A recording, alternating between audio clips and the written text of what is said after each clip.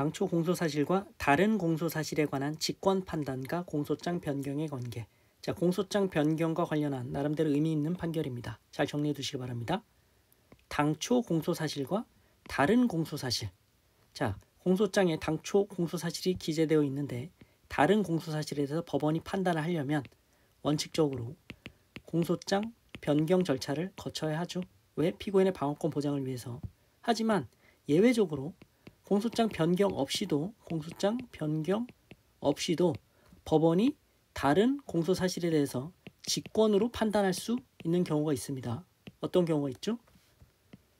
명백한 오기를 정정하는 경우라든지 축소 사실을 인정하는 경우 등이 있죠.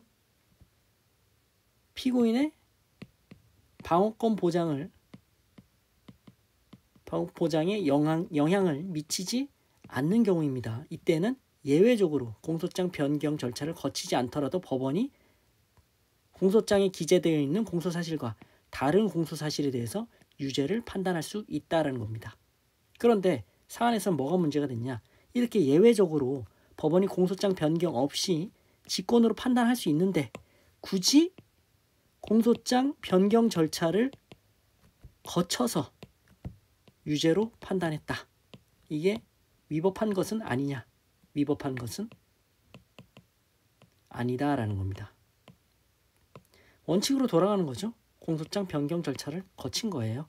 따라서 위법할 수 없죠. 위법하지 않습니다.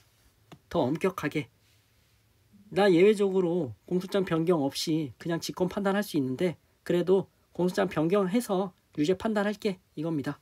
원칙으로 돌아가서 공소장 변경을 했다. 위법하냐? 당연히 위법하지 않겠죠. 이 얘기입니다. 공소사실은 법원의 심판 대상을 한정하고 피고인의 방어 범위를 특정함으로써 피고인의 방어권을 보장하는 의미를 가진다. 법원이 당초 공소사실과 다른 공소사실을 심판 대상으로 삼아 유죄를 인정하기 위해서는 불구분리 원칙, 피고인의 방어권 보장 등 형사소송의 기본 원칙에 따라 공소장 변경 절차를 거치는 것이 원칙이다.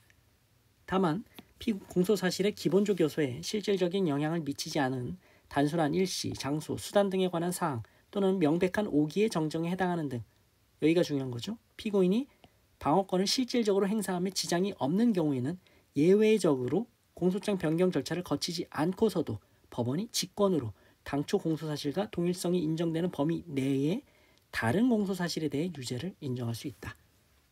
따라서 공소장 변경 절차를 거쳐야 하는 경우임에도 이를 거치지 않은 채 직권으로 당초 공소사실과 다른 공소사실에 대해 유죄를 인정하는 것은 피고인의 방어권을 침해하는 것으로서 허용될 수 없지만 공소장 변경 절차를 거치지 않고서도 직권으로 다른 공소사실에 대해 유죄를 인정할 수 있는 예외적인 경우임에도 불구하고 굳이 공소장 변경 절차를 거친 다음 변경된 공소사실을 유죄로 인정하는 것은 심판 대상을 명확히 특정함으로써 피고인의 방어권 보장을 강화하는 것이다. 특별한 사정이 없는 한 위법하다고 볼 수 없다. 피고인의 방어권 보장을 강화하는 것이다 라는 거죠. 공소장 변경 절차 거치지 않아도 되는 경우다. 피고인의 방어권 행사에 영향을 주지 않은 예외적인 경우임에도 공소장 변경을 해준다 이거예요. 그러면 피고인의 방어권 보장을 강화하는 것이니까 위법하다고 볼 수 없다라는 얘기입니다. 공소장 변경 허가 신청의 내용이 일부 공소사실의 범행 방법을 추가하여 정정하는 것에 불과하다.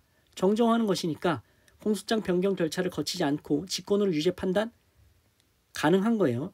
직권으로 유죄 인정함에 별다른 제한이 없는 경우임에도 불구하고 공소장 변경 절차를 거친 다음에 변경된 공소사실을 유죄로 인정했다. 잘못이 없다라는 겁니다.